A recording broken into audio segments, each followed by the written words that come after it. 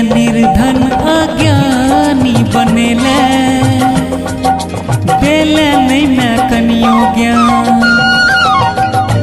किया निर्धन अज्ञानी बनेले बेले नहीं मैं कनियो ज्ञान अपन ममता के आंचल माथ सा हटा बना देले जीवन नैया में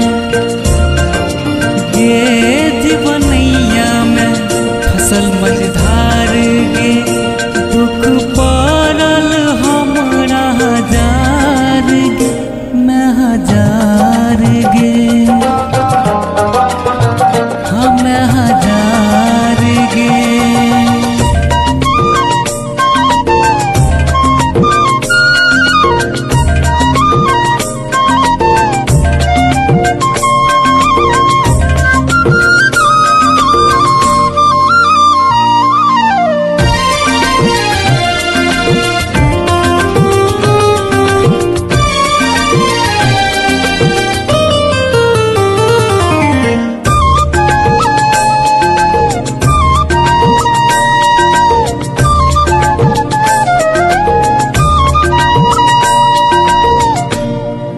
सब हक सुधी अहाँ लै छी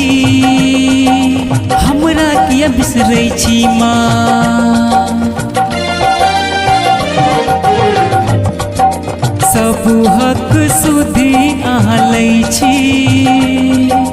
हमरा किया बिसरै छी माँ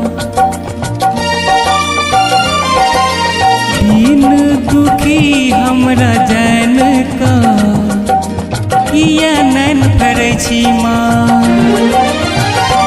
आहा बिन केकरा ये आहा बिन केकरा करब गोहार